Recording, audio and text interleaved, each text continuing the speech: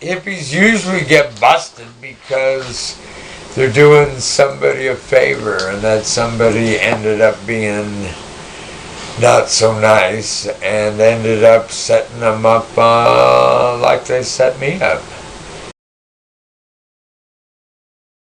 Coffee? Yes, coffee. It's hot? Can I bum a? Sure. Mine was, oh no. So can you explain how you ended up going to the penitentiary? Oh yeah, I was set up by some gentlemen who were deadheads and were somewhat tied to the Purdue campus, and apparently they had sold to the state police. I trusted them. What had they sold to the state police? Sheets.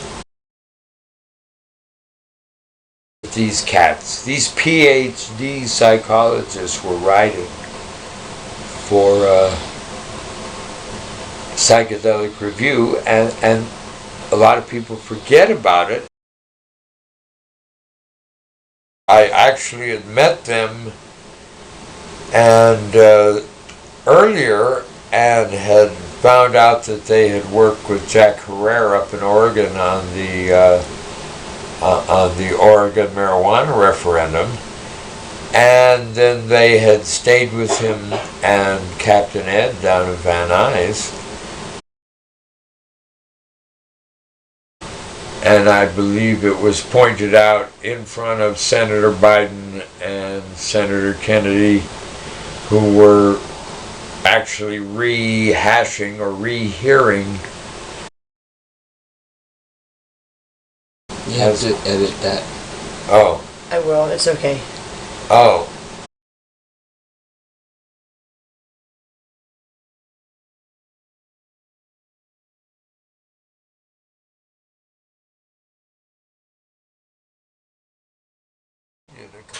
It's a sharing. Alright, I think that's a very good thing.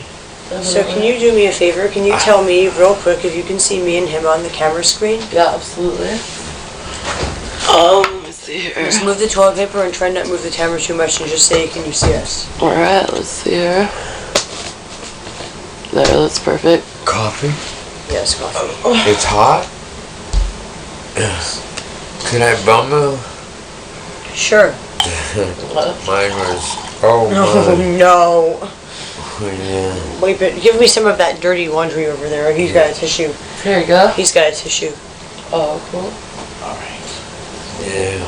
So, can you tell me about your Grateful Dead earring that you're wearing?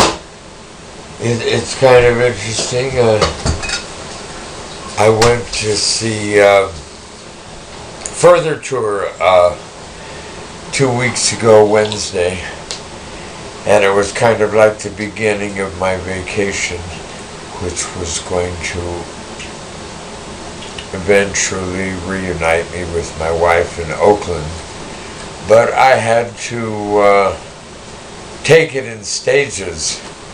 I had a friend in Athens, Ohio. He said, come here and I'll take you to see Further in Columbus.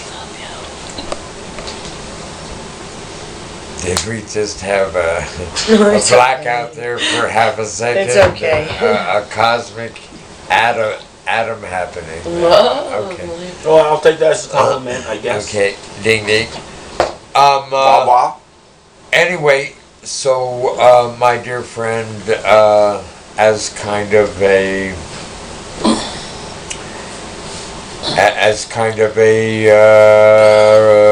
not so much a reward for having just done 20 years to kill a 40-year sentence in Indiana, but just kind of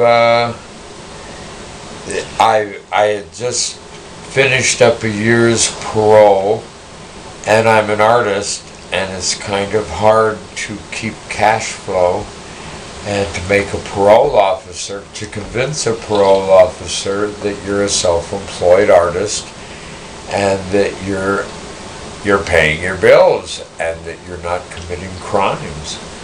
And yes, you can PP test me anytime you want, and but give me 30 days. So you got the earring? Oh, I got the earring on lot on Shakedown Street in Columbus at the Schottenstein or Schotstein. I believe it's where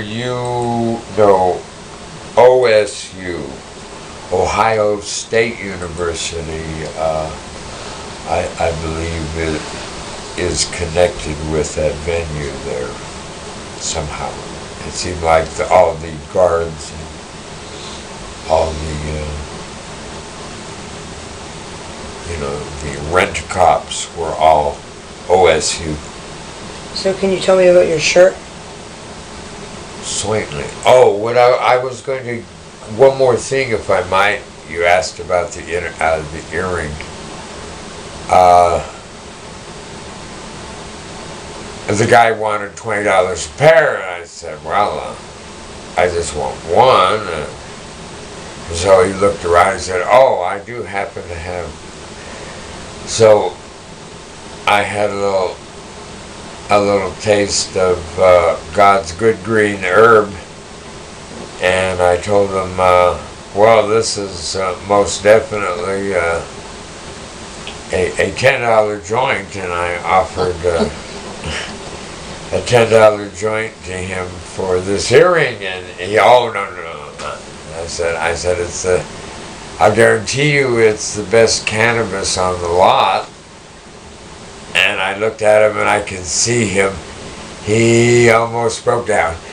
But he said, no. So I had my friend, and it was a nice fatty of some of Death Star Davy's finest, and that he grows in southern Ohio there. So tell me about your shirt. Oh wait, how did you end up getting the earring then if you didn't want to trade? Oh, I ended up forking over the $10. So I guess that's not much of an anecdote, is it? Okay, the shirt, it's the most amazing. Adam was able to adapt, being the great survivor that he is. And when most of the King Kong hippies in his world crashed and burned and went to this penitentiary or that penitentiary or went out, jumped bond and went out on the lam, he stood up and was the survivor and helped some of Miss Nancy's, my stepsons, helped them secure caring, loving relationships with kind people rather than the stark, harsh foster home situation that often when both I adopted his kids. Parents, go to different penitentiaries, obviously. What happens to the kids? Well, foster care is not always kind care. So he adopted your kids? And Adam helped with that. So can you explain how you ended up going to the penitentiary? Oh yeah, I was set up by some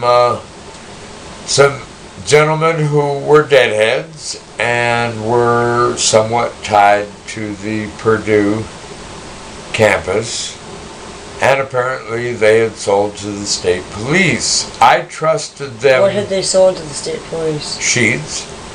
And I trusted them. I saw them one time. I actually had met them and earlier, and had found out that they had worked with Jack Herrera up in Oregon on the Oregon marijuana referendum, and then they had stayed with him and Captain Ed down in Van Nuys, and dear Jack has departed. May his name be remembered for a blessing. I said Kaddish when I heard he had passed. And Jack and I always had communion, often with one of his best friends on tour, who was the Rasta chef from, I can't remember what his name was. I just remember he was the Rasta chef from High Times. And we burned many a fatty in the lot, back in the mid-'80s. But the kids who set me up with Indiana State Police had stayed with him and worked with him on legalized marijuana reform legislation. And dear Jack was a great associate of the great Yipster Time figure, Dana Beal. In fact, they ran for president and vice president of the legalized marijuana party. I think it was, 88, 84, something like that. Either 84 or 88. I think those were the two election years that went through. Anyway, in fact, I talked with the last time I talked with Dana Beal was at Jack's house down in Van Nuys. Tell me the story of how you got arrested. Well, these cats had called a safe phone number in Berkeley a couple of times, and actually that had kind of scared me, and I told a traveling companion, don't you dare let me go to Lafayette, because it was like hippies don't have the hanks to do a deal. The difference between hippie dealing and various types of gang dealing or inner city dealing, or not to make racial profiles or stereotyping or anything, but hippie dealing is relaxed. Hippie dealing is often fun, almost too fun, because we forget we're outlaws and that we're breaking the law, and that the wicked king's men will come and throw us in a cage. So what happened? I called them up and they said they had $10,000 and for sheets, and they knew that, of course, what the prices were. In California, it was $40 a sheet. You get to Denver or Kansas City, you're looking at, depending on who you know, $60 to $90 a sheet. You get on to Indy, they were usually ready to pay $1 a sheet, or $1 a hit, $100 a sheet. So what year was that? This was 90. And I had known, I was just very, very, very small paper maker. I knew people that would make up 20, 30 grams at a time. 10,000 hits a gram if they were going to take it out on tour. But I didn't have that money to invest in anything more than a couple of G's. But enough money to pay the bills and still have recop money. Part of what's missing in hippie dealing, I think, that's present in a lot of other dealing that makes it very unfriendly. Is the greed do you mind if I factor. climb upstairs and go to sleep? No, dude's got it. What? Franklin's got it. Oh, where can I sleep? You sleep there? Okay, cool. Right here on this phone? Can I sleep on this Yes. phone? Yes. Oh, cool. Where? So, Is there a blanket I can use? There's some blankets upstairs. Oh, cool. Where? You grab a blanket upstairs, or here's a blanket. Here, let me throw down a blanket. Can you? Yeah, you got. I'll stop it for a minute. I still want to hear the story. I'm sorry. Well, Oh, I didn't mean to turn this into hippie chronicles. No, I want to hear the story of how you got arrested. Okay. Well, they kicked in the front door and the back door. Hippies usually get busted because they're doing somebody a favor, and that somebody ended up being not so nice and ended up setting them up like they set me up.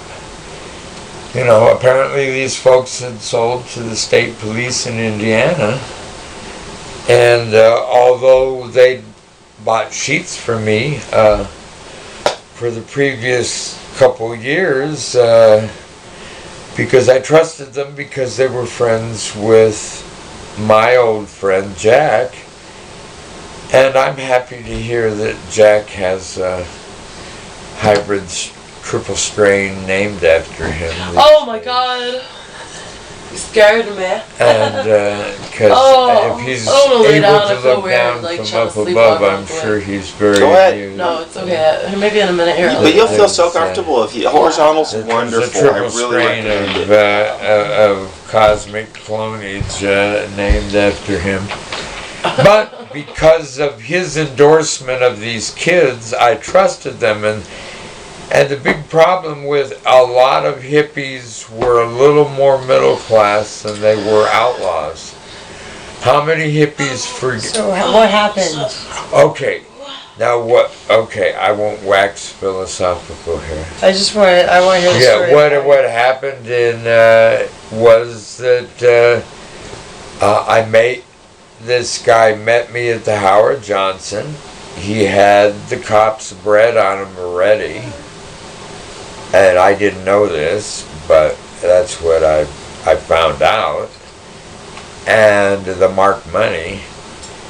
And so he went through this routine of his people didn't want to meet me and didn't want to get ripped off and blah blah blah, and the whole time he's got the cops marked money already on him, the confidential informant, but he's already sold to them, you know. He already has a case. You know, he ended up doing time at Back when they said this policy, bus 3 let go, bus 3 let 1 go free, was a Fed policy. well, these Bus weren't the 3 let feds. 1 This go was free. the Indiana State Police. That's the Feds thing, Operation Denver. So how'd they bust you? I don't know. Ask Adam. No, just tell me how they ended up busting you. They kicked in the front door and the back door at the Howard Johnsons, and came in with guns drawn, and I'm going, no weapons, no weapons. They actually did not find the $7,000 worth of their marked money because, of course, he said, well, he needed to make some profit. So I said, okay, I'll give it to you for 7 G's, and the 100 sheets that I sold them, and he supposedly took it next door and came back, and then he wanted 5 more sheets for himself. So I tossed him 5. Those 5 sheets were actually on the bed when they kicked in the front door and the patio there at the Howard Johnsons. And they didn't even find their marked money. It was down in my sock inside my boot. They didn't find that till they got me back to the county jail. I had fantasies about how wouldn't it have been nice if I could have I was of course handcuffed, but to have gotten that money and somehow got it out the window and given it to the poor street people of Lafayette, Indiana, instead of going back to the So what did they? wicked king's men. He's one of the very first people to get the 3 strikes you're outlaw. So what happened? I mean, they sent you to prison.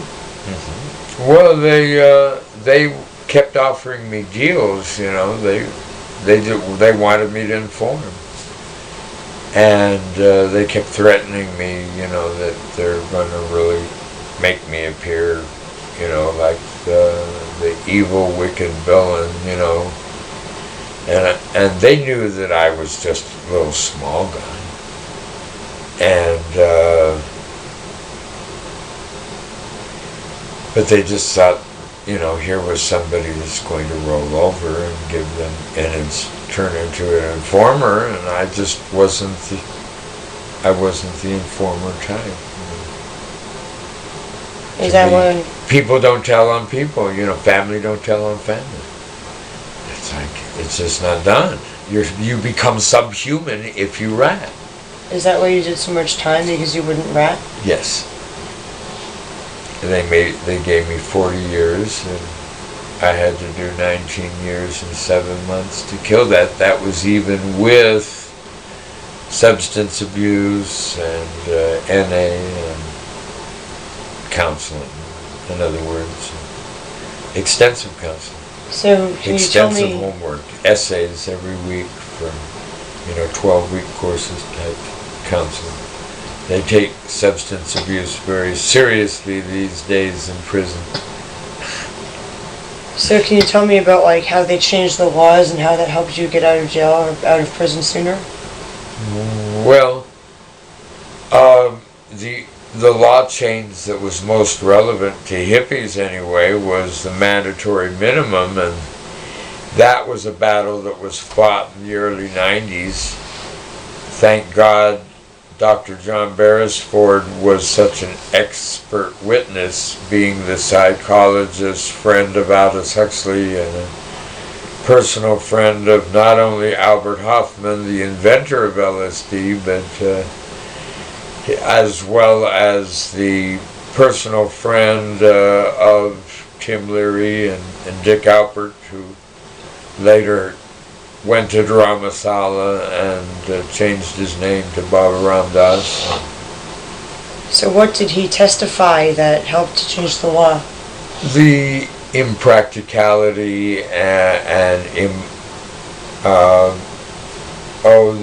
oxymoronic carrier weight status that where hippies would be charged with the paperweight.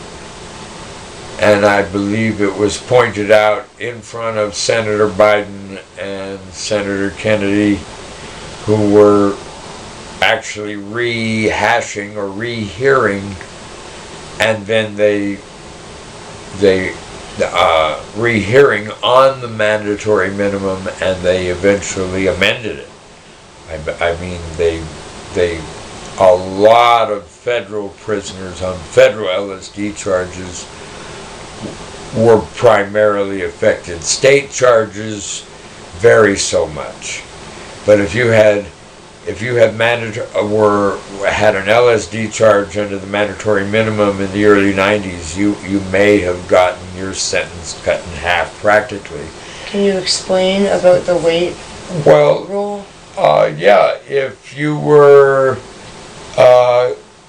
importing cocaine into this country or heroin into this country in the hubcap of a BMW, are you going to weigh the BMW and say that that's how much heroin you had, or that's how much cocaine you had? And that's what you were doing with the paperweight. When you weighed the paper and said that's how much LSD that the guy had. I mean, 100 sheets of 100 hits of 100 mics each is 1 gram. That's a teaspoon. A teaspoon makes 100 sheets.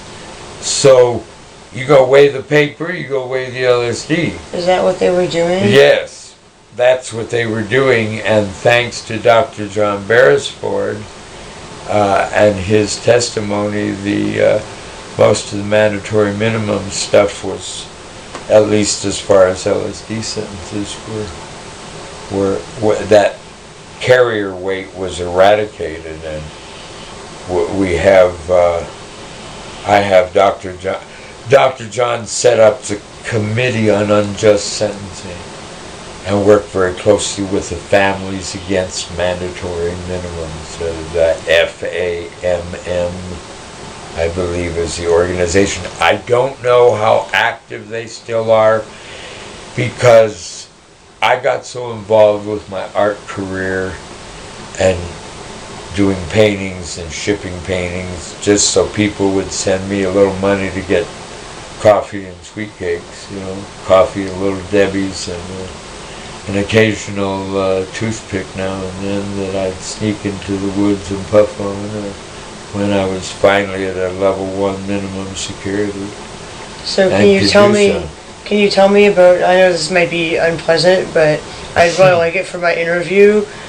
Can you tell me about some bad experiences you had, like while you were in prison, or some bad experiences you had with the police? If you had a bad experience in prison, usually it was the police. Because all you have to do in prison really is to show respect to everybody.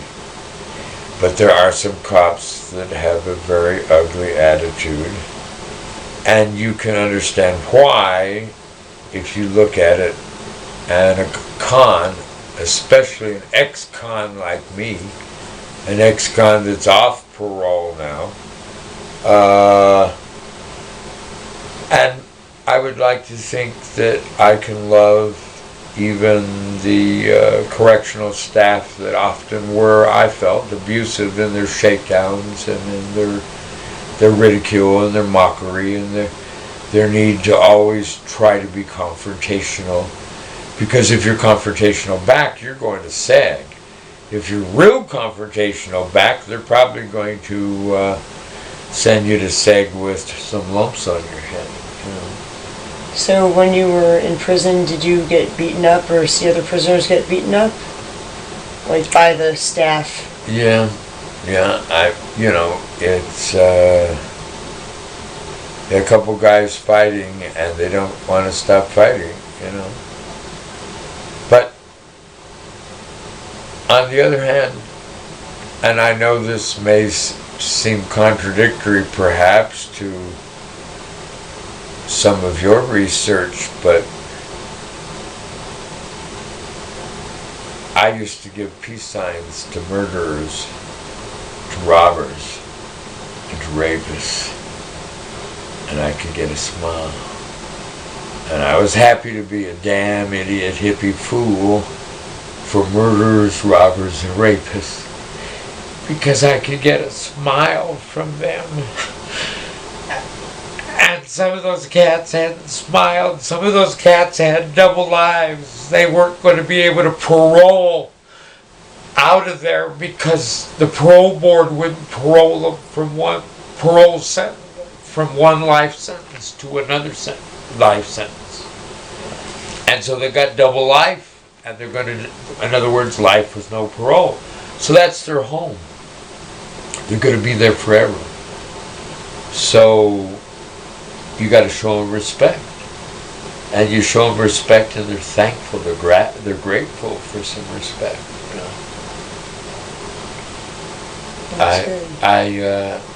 My laundryman up at Michigan City, Indiana State,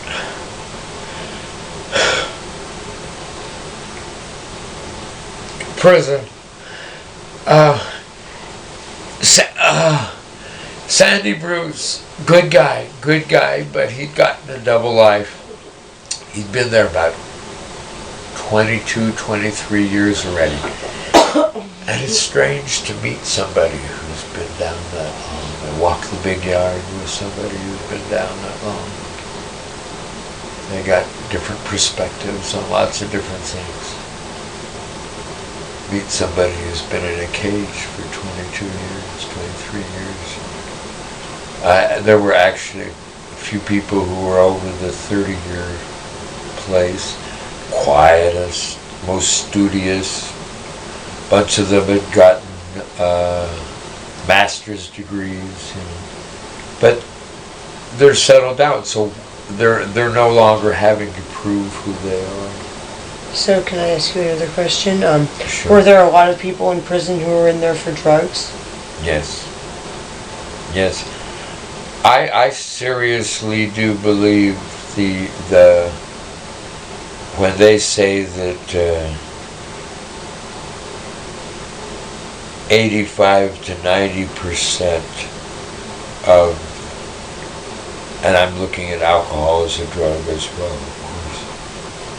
And when they say that 85 to 90% of felonies are committed either under the influence or be in order to enable the purchase and consumption of drugs of one type or another. And I find that very sad. We are a society that for some reason has this huge percentage of the population locked up, and a bunch of it seems to have to do with feel good. A bunch of it seems to have to do with, obviously, I'm this great society that, to use the term that past president used, Lyndon Baines Johnson, that notion of, and I think he kind of cut his teeth on a kind of Kennedy era optimism, and that notion of we will make this great society. Well, we knew it was ruled by the wealth back then and always had been in history. You know, you got to pay those soldiers. You got to pay for those revolutions. Causes do not bring down or topple governments. Whoever can pay the soldiers, whoever can feed them. So can I ask you another question? Yes. Do you think the hippies or the Grateful Dead family have been like targeted by the government? Well, yes. I not to be critical, but I think they've been easy prey. Whether hippies look at themselves as the great American native by choice, and I use that term because I have Chippewa friends who are also holy men, but they're also hip. And they do medicine wheel. I gotta poop. Oh my! And they She's got to lose some weight in the bathroom. they Don't hurt the toilet. What?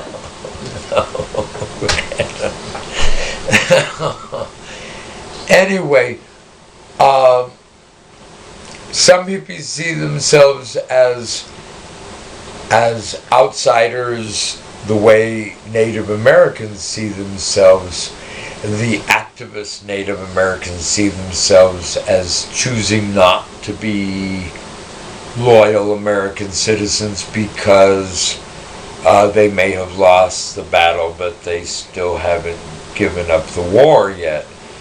And I can remember when hippies classically, would go to Chaco Canyon, and some of the holy men would accept them, and then usually it was the younger Hopi activists that would say, come on, and usually the elders would hold forth with the notion that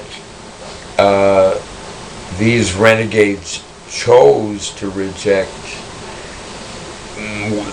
the fruits of middle class society, to rebuild and relearn and rethink the ways of their forefathers. Maybe not the same way as our forefathers, but they're trying to get back to their roots. They're trying to get back to discover who and where they came from. And I think they had respect for the fact that many hippies sewed their own clothes, were trying to learn basket weaving or pottery, simple arts and crafts, and they kind of enjoyed hippie economics and the notion of barter fairs and swap meets and trade fairs where perhaps the king's filthy lucre wasn't all that necessary.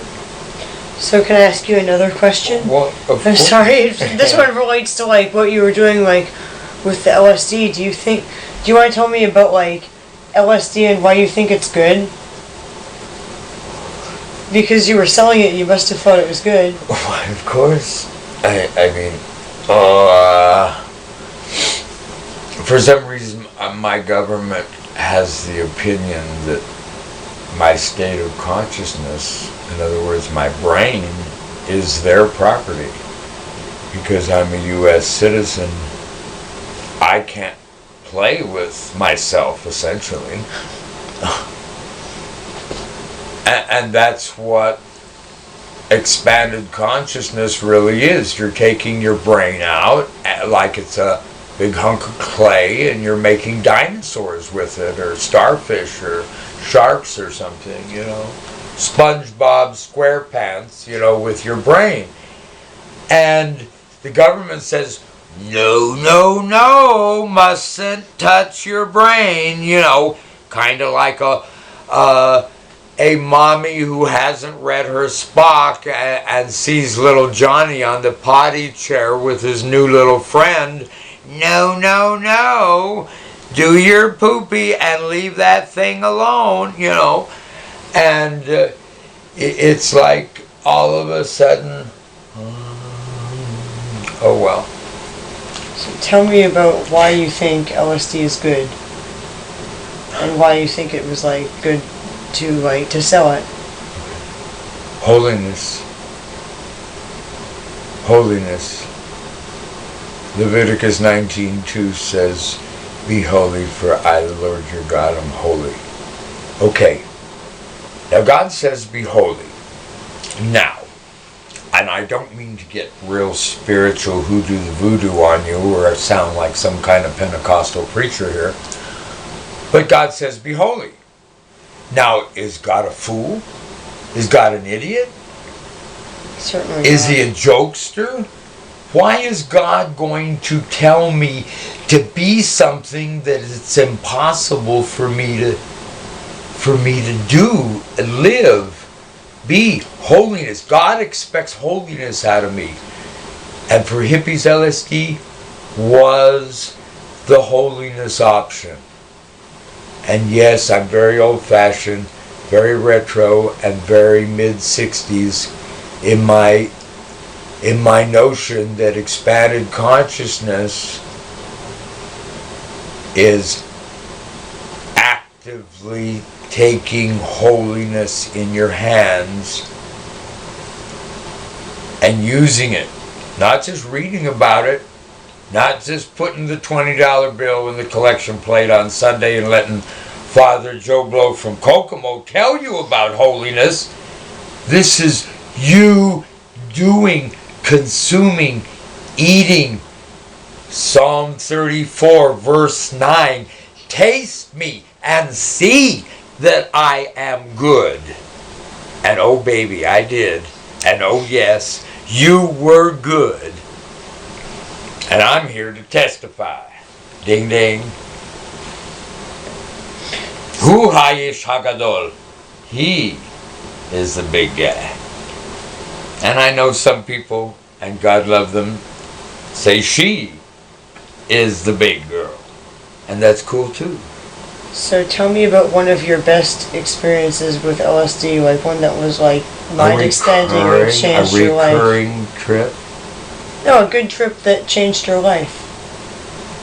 Oh, I have lots of recurring movies.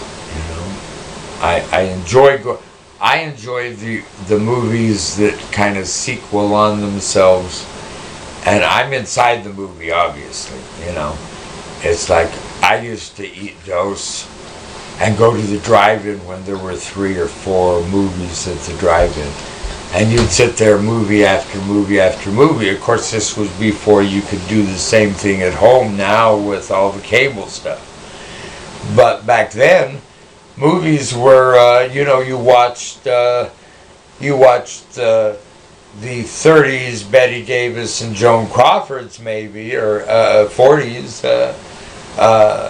Clark Gable's, but Claude Colbert, but to have 3, 4 movies, boom, boom, boom, you'd go to the drive-in, all dosed up. So tell me what you're most thankful for. Well, I'm most thankful for my wife staying true to me. I mean, a man can't be thankful for anything greater than that, than still having a partner that's more or less interested in playing house with him for the rest of his life. And, but next to that, I'm most grateful that God allowed me to stay human. I was able to steal. Hang on, it's like he's coughing real loud. Okay. Okay, tell me now. Well, I can still feel. I was caged up for 20 years, but I can still hurt, and that's a good thing. I don't run from hurt, and I don't run from joy either. You know, I love joy as well. But I was grateful. I was grateful for the pain in prison just as much as I was grateful for the joy that I was able to find and the true meditation and peace that I was able to find. I'm an old TMer, so I was able to get very, very empty, and it's amazing. There's parallels within Hinduism, Judaism, Buddhism. There's so many parallels without going Baha'i on everybody. It's and I'm perfectly able to embrace my father in a very traditional, even Pentecostalist, Christian sense among congregations that are not judgmental, that are not gossipy, or that don't criticize, because they can accept the fact that I show up with short sleeves and I got old time tattoos, and it's like if the Pentecostal. His back has what? The Bay Bridge. Oh, I wish. Here, you want to hit this? I'll edit it out of the video.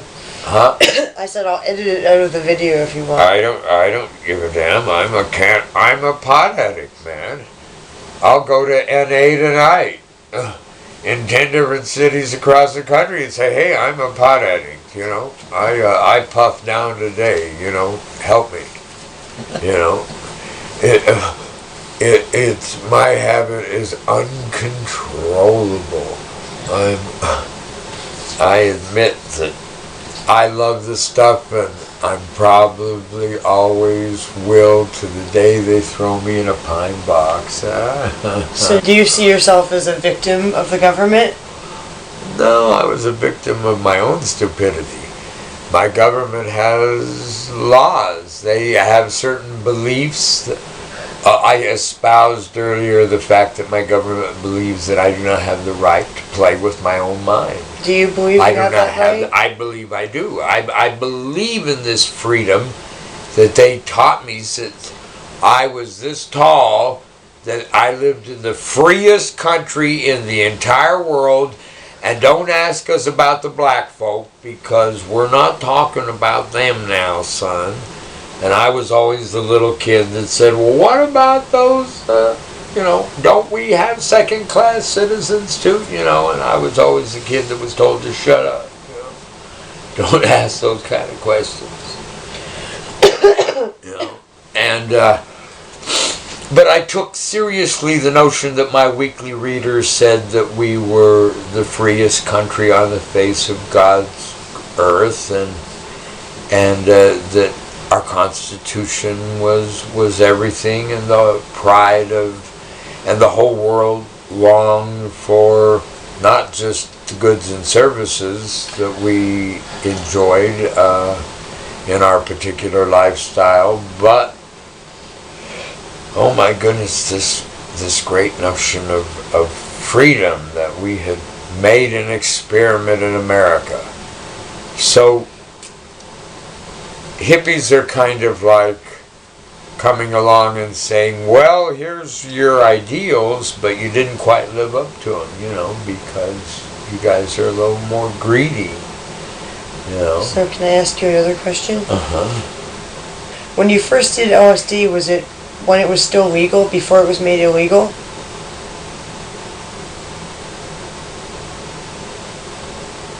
Actually, I don't know. I can remember Blue Boy, okay, on the Dragnet. That was the Dragnet where Jack Webb came out and warned America. It wasn't illegal yet. That was like October of '66. So I would say March of '67 then. He says that it was legal when you first did it. March of '67, yes. Well, oh yeah, that's right. Fall of '66. Yes. Oh yes. I can remember when Between the Buttons, the Rolling Stones album came out. We called around to all the record stores to see who'd gotten in the shipment yet, and who'd actually put a price tag on it yet. That and Donovan's Sunshine, not Sunshine Daydream. What was the name of that Donovan album there? They had Guinevere on it. So when was the first time you did LSD then? Why don't you tell me about it? Well, I just did like about everybody else. What year was it? '66. I giggled a lot, and looked for spirituality then, but because I'd read about it in the psychedelic reviews, I'd read about it in the words of not only Huxley in the books, but also what Larry and Dick Alpert and others were writing in the psychedelic review. And I was intrigued, but at the same time almost felt like it was almost cheating, because some of the things they were talking about was stuff that I'd already cultivated, and perceptual tricks, trompe-l'oeil, to use the French, fool the eye, trompe-l'oeil, and legerdemain, that already as an artist I had learned how to entertain myself just to make a better picture than what reality was giving the world. I could look at the world and say, well, if we enhanced it this way, we enhanced it that way, and we tweaked it here, and now kids are doing it, of course, on the computer. But you had to just do it with your head, and still, like Pablo Picasso says, art is a lie that makes us see the truth. I like that definition. So then you got dosed, and then what happened? Oh, I joined the dose army, No, I kind of felt that the whole world would be better off if they just kind of let people who were not hurting other people do what they wanted to do in regards to their states of consciousness. But because to me it's no different. LSD is no different than hashish or marijuana. It's just to the degree of complexity in which how do you explain LSD to someone who has never? So I'll tell them, okay, you've arrested all the traffic cops. Okay, but that doesn't quite.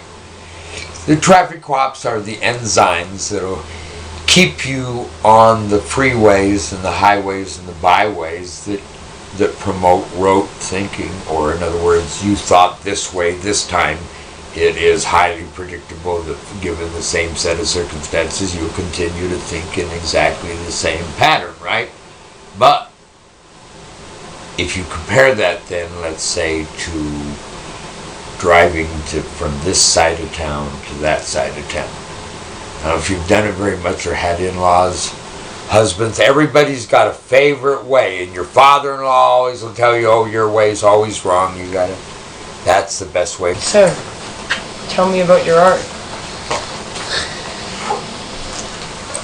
Well, art is my life. When you show it to the camera. Okay.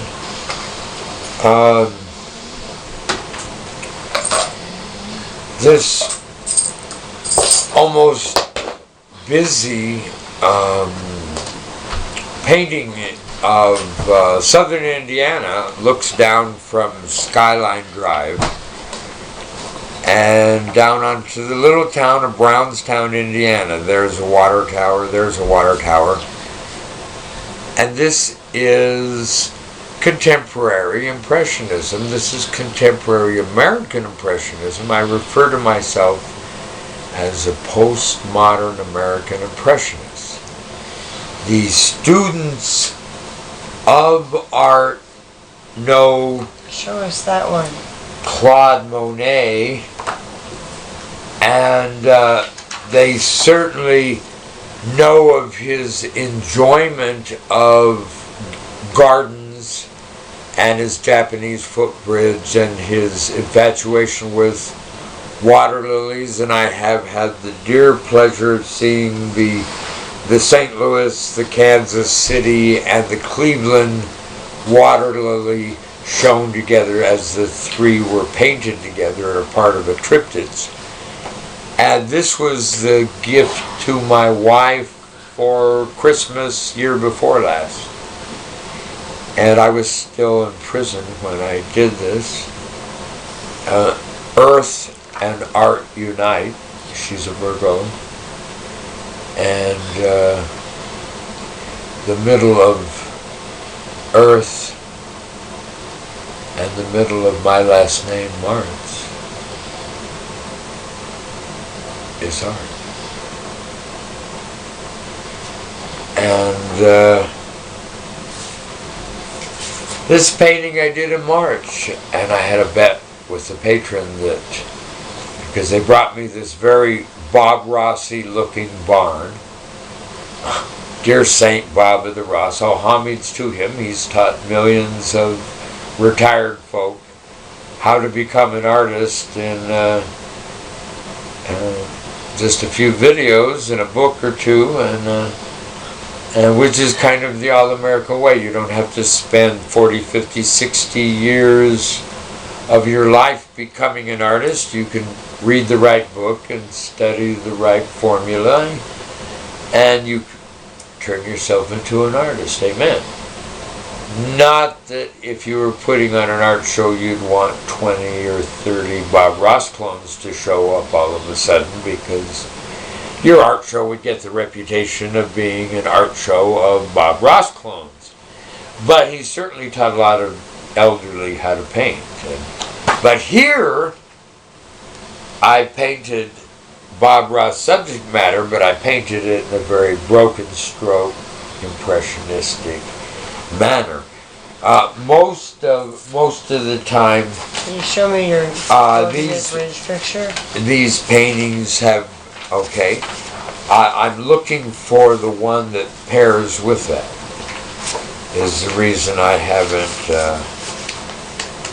My eldest stepson has a collection of these. My eldest stepson, Che, and has a collection of Golden Gate Bridge paintings that once he has 20 or 30 of them will be worthy of a show, and he'll be able to dump the ones he doesn't particularly care for and probably add a 0 for the ones that he's keeping in his collection. Did you paint those? Oh, why, of course. This is my work. This is what I do. People find it very negative if I say, and here is my wife, Miss Nancy, reading a book, and I was sitting up by a shelter house up here looking down toward her. But you can see broken strokes. What is it that people say is negative? About self-promotion or, was I going somewhere? You said people say it's very negative that, and then you just went off on a tangent. I'm not sure where I was going with that, but,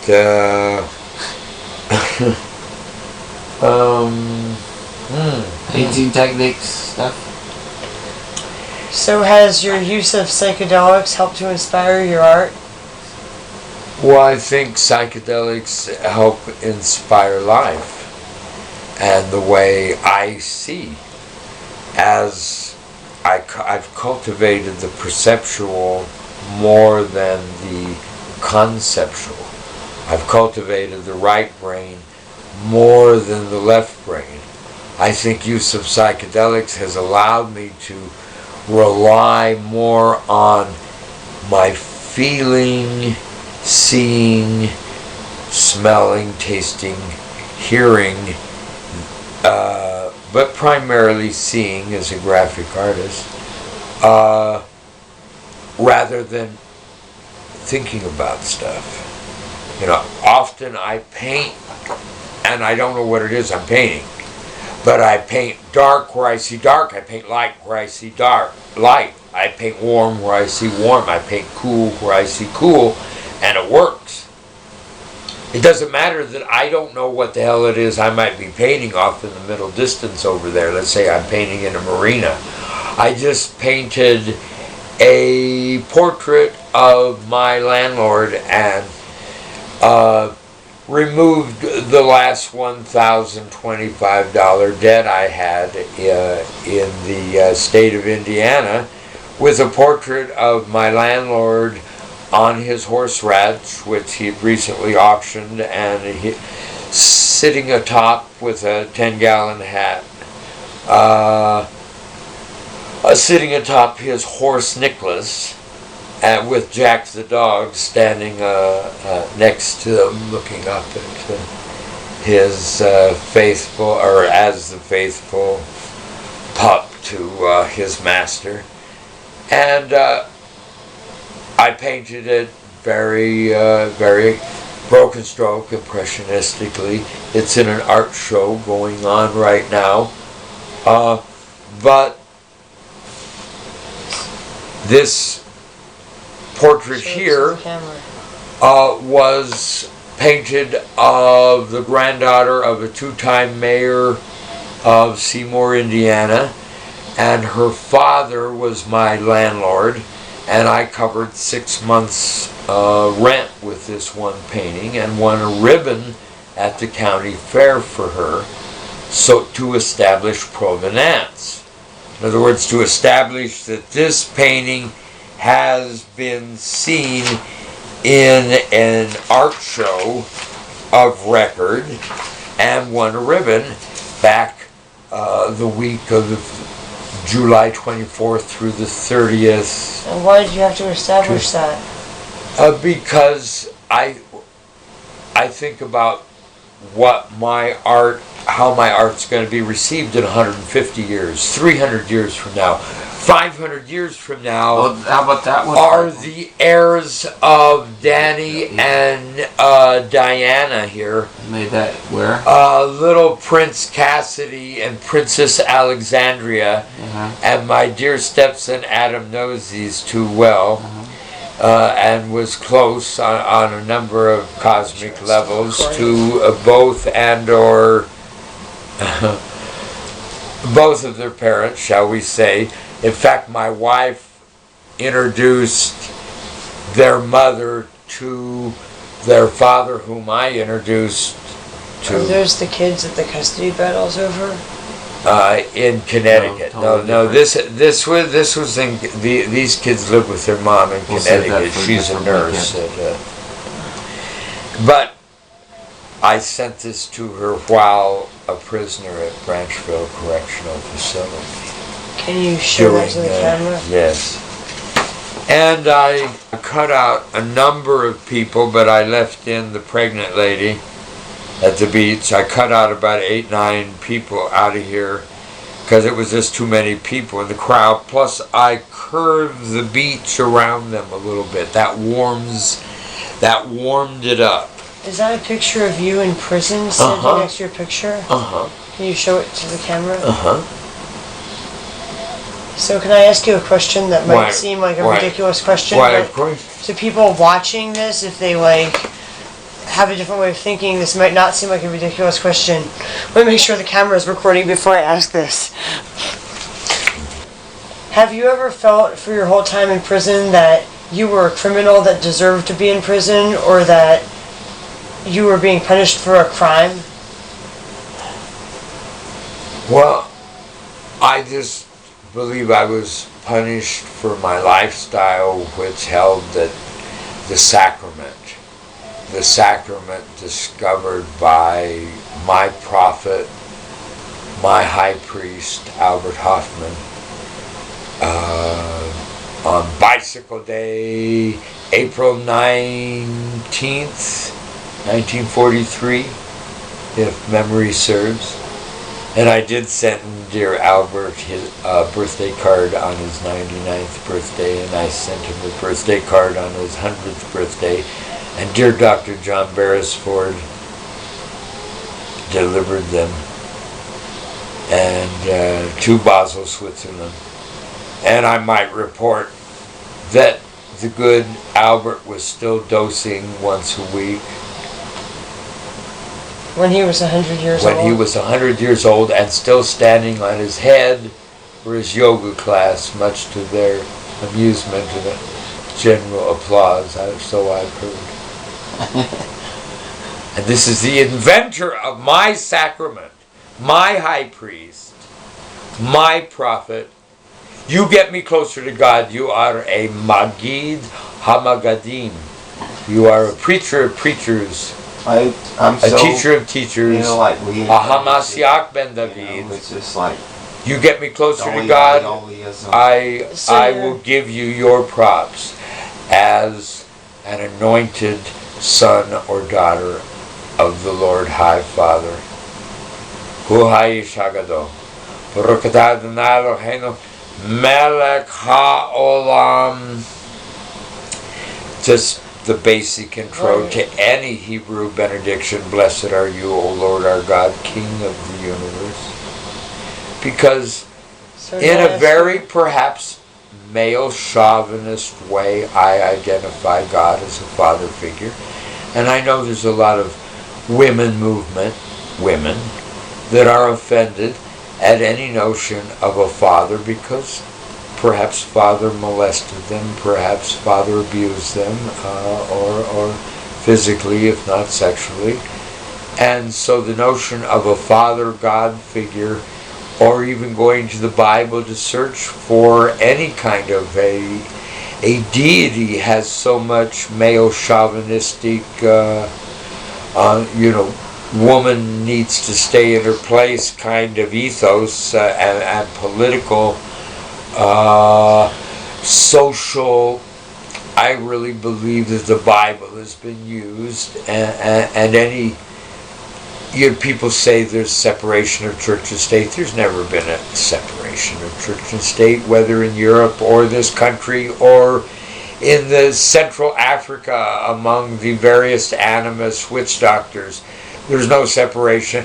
The high priest and the king are in the same game. They're dividing up. They're like having a Cold War part of the time, but they're divvying up the attention of the whole village. Are you saying that LSD brought you closer to God? Of course. Of course. I've known various shaman, and of course you've got to look at people like Leary and Allen Ginsberg who dialogued, or Leary and Dick Alpert who dialogued. And of course Dick went to Dharamsala and changed his name to Baba Ram Das and went to Boulder and set up the Nairobi Institute for research into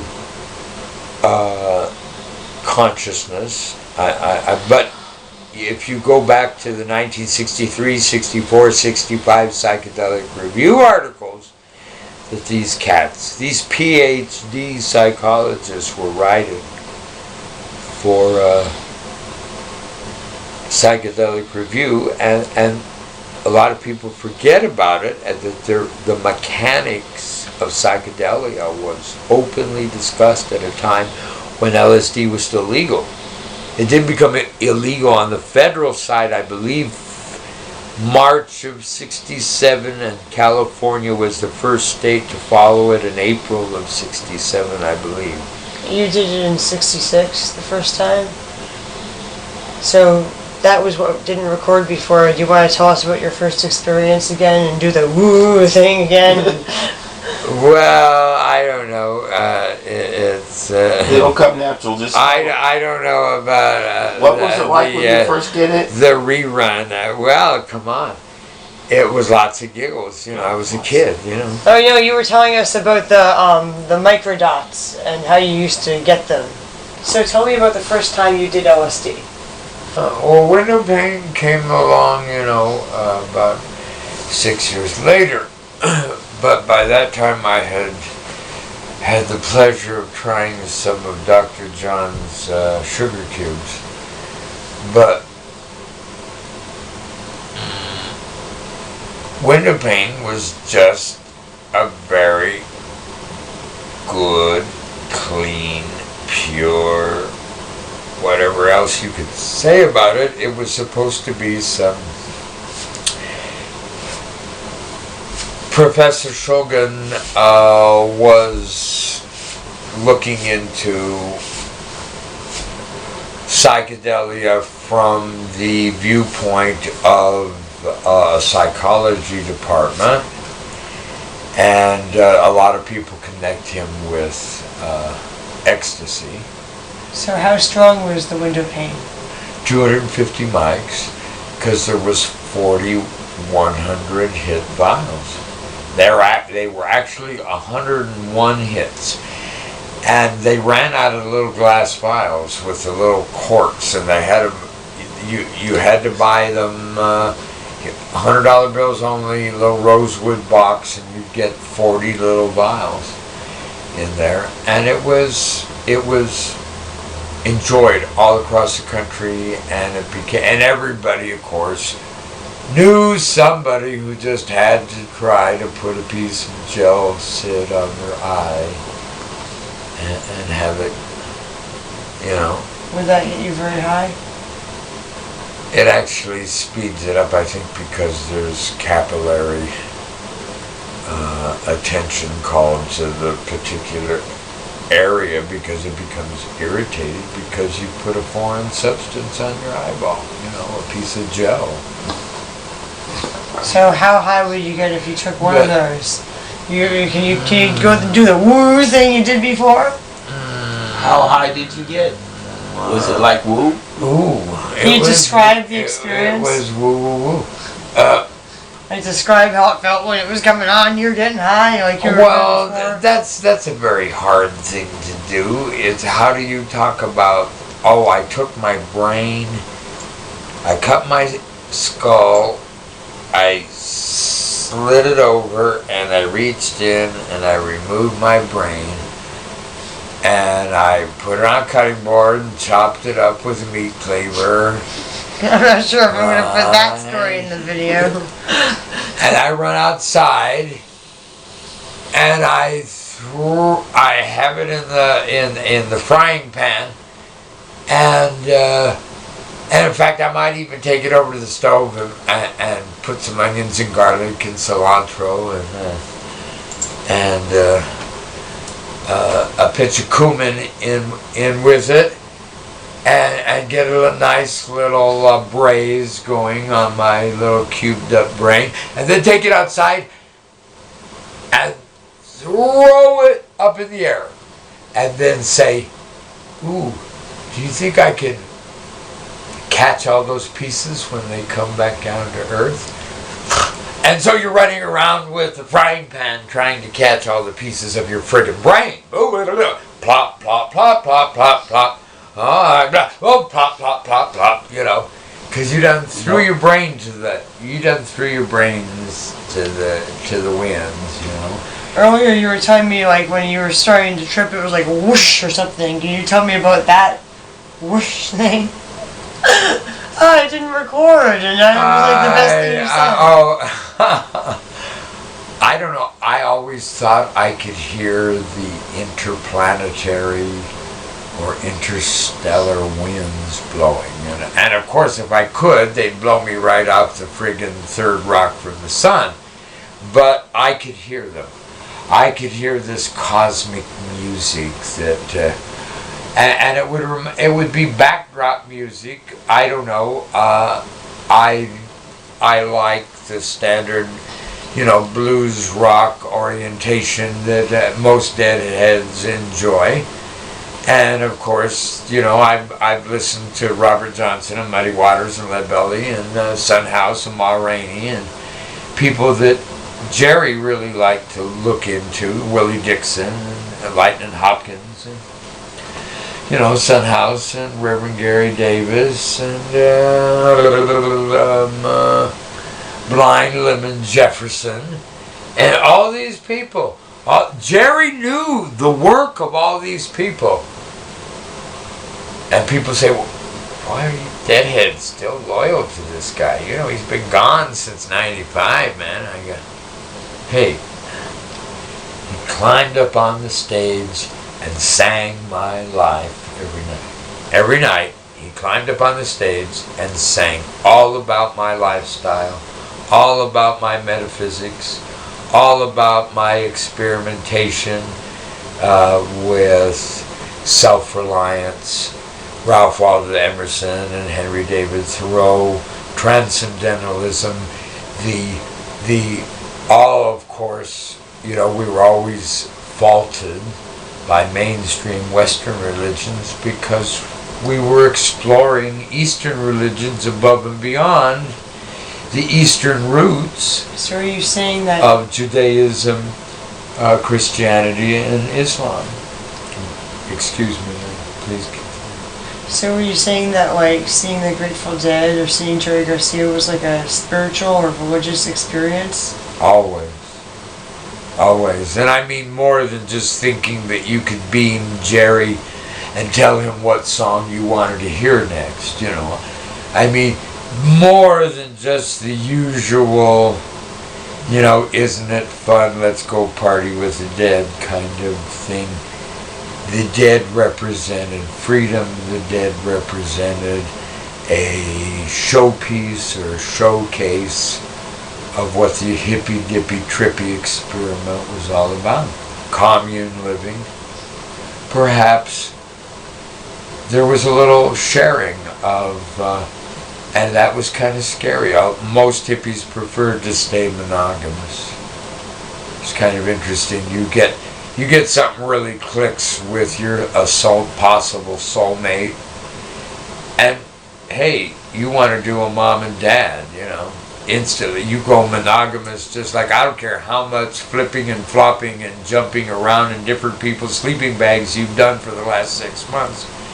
You all of a sudden come up with a partner that's just not just physically rings your bell, but spiritually, intellectually, mentally, psycho-emotionally, boom, you found yourself. It may be temporary, but temporarily, perhaps, you found a soulmate. Is that such a bad thing? Is that not a blessing? I'm not suggesting that notion.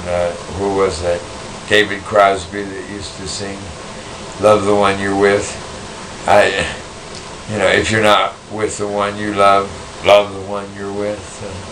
I've heard that song. Yeah, Crosby, Stills, and Nash do it, but I'm not real sure whether it comes from an old Birds or it's just his good Crosby-ness doing his thing. So, I'm trying to think of what I asked you earlier when the camera didn't record. Oh my. So would you say that that doing LSD like expanded your consciousness or made you more intelligent? Intelligence, I don't know. They like to suggest that, the nature versus nurture. Look at a Three Stooges movie about is it your hereditary or your environment that teaches you how to be a well-behaved participant at a fancy dinner party. And it always seemed like everybody ended up having a food fight anyway, so what did it matter? But there was always been classically that nature versus nurture. Am I more who I am because of where I came from, gene-wise, or am I more who I am because of where I came from, neighborhood-wise, or the corner of the global village-wise, or however you want to look at it? You came from some niche. Your daddy had to go to work every day. If you had a regular daddy, he went to work every day. He paid the bills. Maybe your mommy went to work every day. She paid the bills. Maybe it was 1, 2, 3, multiple parenting systems. You're not answering my question, though. Oh.